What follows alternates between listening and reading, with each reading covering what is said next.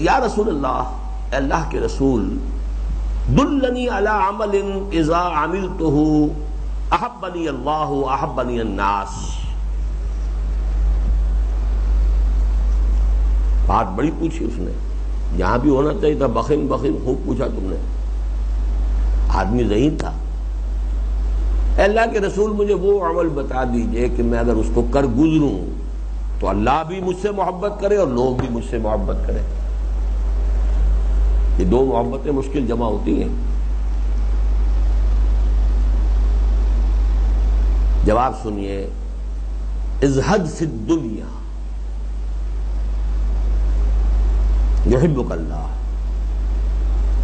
وازہد فیما عند الناس یحبک الناس. دنیا میں زہد اختیار کرو، اللہ تم سے محبت کرے گا. اب دیکھیے یہ محبت کا ایک نیا نسخہ ہے. قرآن مجید میں محبوبیت کے لیے کون کون سی چیزیں آئی ہیں؟ ان اللہ یحب الذین یقاتلون فی سبیلہ صفا کانہم بنیان مرصوص، ان اللہ یحب المحسنین، فاتبعونی یحببکم اللہ.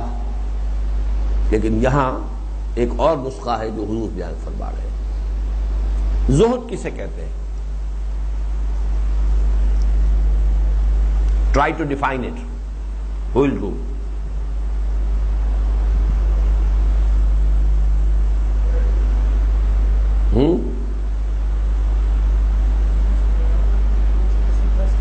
جی، دنیا سے ڈس انٹرسٹ کرنے والا تو مومن ہو ہی نہیں سکتا. آؤٹر اپیئرنس سے، اس کی ڈیلائٹس سے، اس کے لگژریز سے، ٹھیک ہے، لیکن اصل میں ڈس انٹرسٹ کا لفظ اچھا نہیں ہے. دیکھیے ایک لفظ ہے قناعت. حرص بہت بری سے ہے، قناعت اس کے مقابلے میں آئی. قناعت سے اگلا لفظ زہد ہے. قناعت تو یہ جو کچھ ہے اس پر قناعت کرو، حرص نہ ہو، مزید نہ چاہو. زہد یہ ہے کہ جو کچھ ہے اس میں سے بھی کمی کرتے جاؤ. Try to bring your standard of living lower and lower and lower and lower. یہ زہد ہے. لذات دنیاوی سے بالکل کنارہ کشی نہیں، بہت حد تک کنارہ کشی. یہ زہد. ازہد فی الدنیا، دنیا کے اندر زہد اختیار کرو گے تم اللہ کے محبوب ہو جاؤ گے. اب ظاہر بات ہے کوئی شخص کیوں کنارہ کشی کرتا ہے؟ کسی وجہ سے کرتا ہے نا. اگر وہ آخرت کو محبوب رکھ کر کر رہا ہے،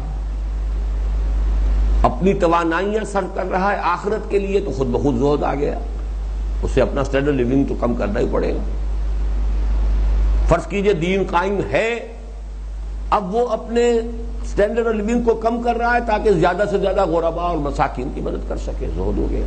قائم نہیں ہے تو اس کی جد و جہد میں لگا ہوا ہے ہمہ وقت، جس کے لیے آیا ہے سورہ بقرہ کے اندر احسروا فی سبیل اللہ. جو اللہ کی راہ کی جد و جہد میں گھر گئے ہیں، لا یستطیعون ضربا فی الارض، اب وہ زمین کے اندر بھاگ دوڑ نہیں کر سکتے اپنی معاش کے لیے. وہ انفاق فی سبیل اللہ کے سب سے بڑھ کر مستحق ہے.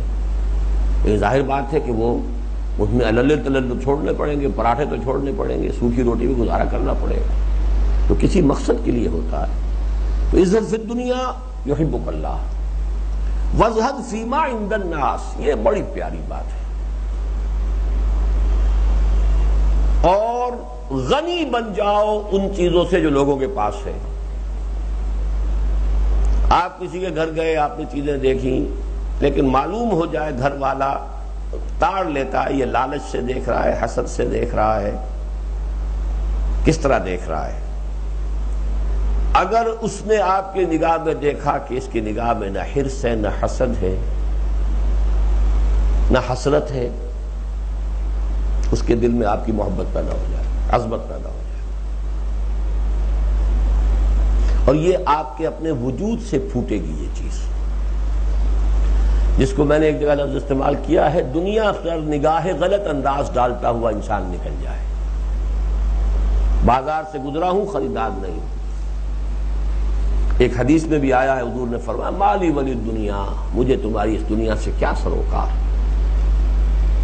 الا کراکب استظل تحت شجرۃ ثم راح فترکها، سوائے ایک ایسے مسافر کسی کیفیت کے کہ جو تھوڑی دیر کسی درخت کے نیچے سائے میں آرام کرنے کے لیے رکتا ہے، پھر وہ سوار ہوتا ہے اپنی سواری پر اور راستہ لیتا ہے۔ اس درخت جو ہے اس سے کوئی دلچسپی نہیں ہے، کوئی اس کا گھر نہیں ہے، اس کا کوئی حوصلہ اس درخت کے اوپر نہیں ہے، تھوڑی سی دیر کے لیے رکا تھا سستانے کے لیے، دیٹس آل۔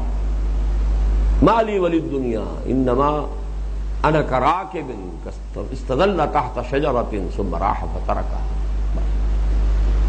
یہ ہے اصل میں، جب یہ کیفیت ہوگی، ذرا سا بھی اگر آدمی کو محسوس ہو اسے ہرس ہے ہماری چیزوں کی، یہ نقالی کر رہا ہے ہماری چیزوں کی، یہ آپ سے نفرت ہو جائے گی، آپ کی حقارت دل میں پیدا ہو جائے گی، اور ذرا استغنا ہو جائے آپ کے اندر تو وہی جو ہے وہ آپ کے محبت کرنے والے ہو جائیں گے، ان کے دلوں کے اندر آپ کی عصمت ہوگی، تعظیم ہوگی۔ رواہ ابن ماجہ وغیرہ باسانید حسنۃ۔ اس میں البتہ میں ایک حدیث آپ کو ایک بہت بڑا تحفہ دے رہا ہوں، اور یہ ہے مولانا مودودی صاحب کا تحفہ۔ میرے پاس اس حدیث کی روایت نہیں ہے، یہ وہی سن 51-52 کی تربیت گاہوں کی احادیث سنی ہوئی، اور بہت سی اس میں سے یاد ہے مجھے، ازبر ہے۔ ان الزہادۃ فی الدنیا، لکھ لیجئے، یہ زہد کی ڈیفینیشن حضور نے فرمائی ہے۔ اس سے یہ معلوم ہو جائے گا کہ ہر شے کا تعلق ایمان کے ساتھ ہے۔ ان الزہادۃ فی الدنیا لیست بتحریم الحلال ولا باضاعۃ المال،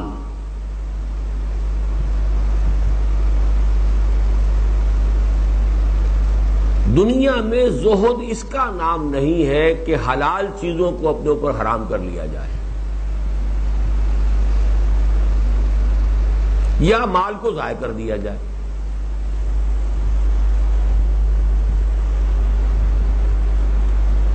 وَلَكِنَّ الزَّهَادَةَ فِي الدُّنْيَا، بلکہ اصل زہادت کیا ہے، زہد کیا ہے؟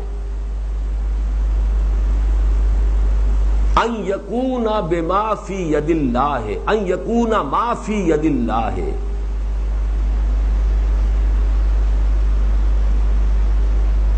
اوثق مما فی یدک۔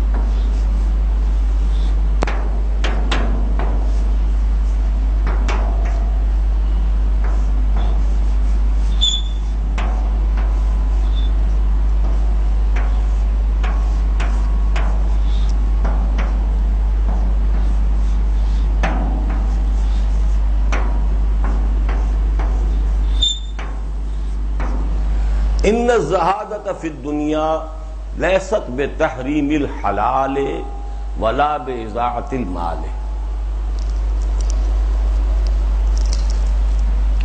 ولیکن، اب یہ اندہ کی بجائے ولیکن الزہادۃ، یہ الفاظ نہیں ہیں دوبارہ،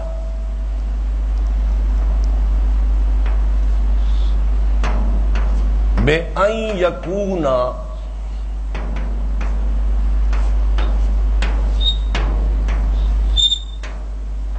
مَا فِي يَدِ اللَّهِ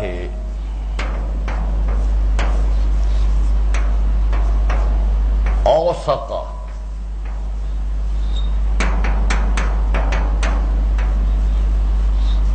مِمَّا فی یدک،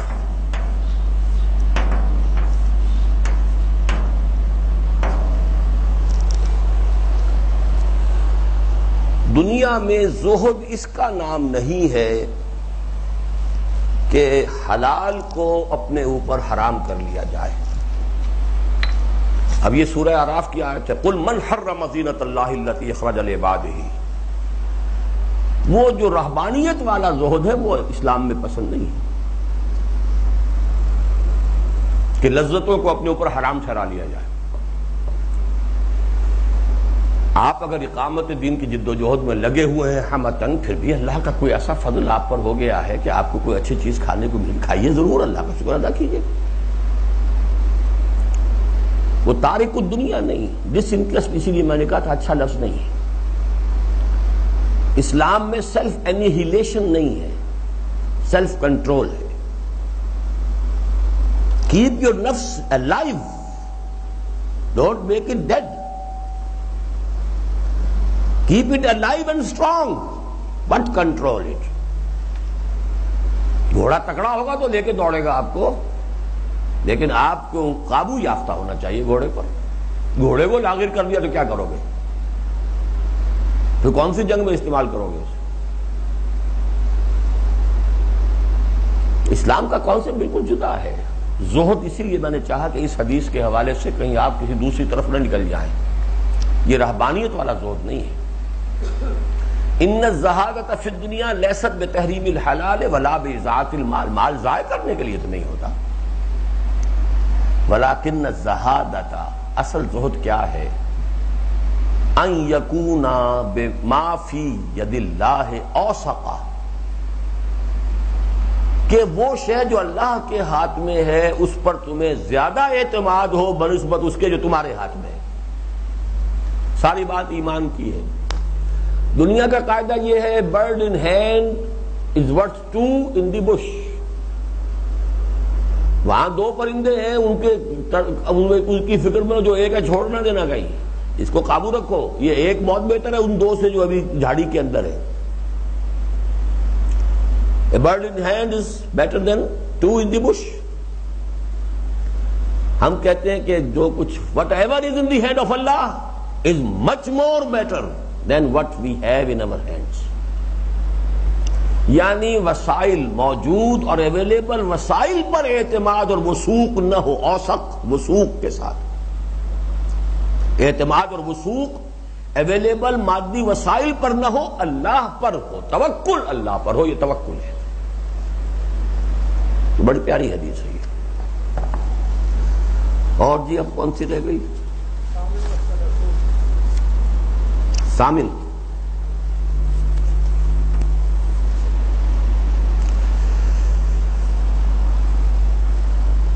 عن ابی ہریرہ رضی اللہ عنہ قال قال رسول اللہ صلی اللہ علیہ وسلم ان اللہ تعالی قال. اب پھر یہ حدیث قدسی آ گئی.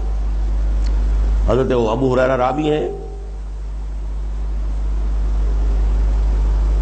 حضور نے فرمایا کہ اللہ تعالیٰ فرماتا ہے، ان اللہ تعالیٰ قال من عادى لی ولیا فقد آذنتہ بالحرب.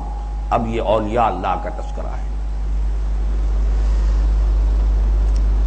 جو میرے کسی ولی سے دوست سے دشمنی رکھے گا، میرا اس کو الٹیمیٹم ہے جنگ کا. He is challenging me and I declare war against him. Whosoever is the enemy of a friend of mine. اب ولی کون ہے؟ الا ان اولیاء اللہ لا خوف علیہم ولا هم يحزنون. لا خوف اور لا حزن یہ تو ہم پڑھ چکے ہیں.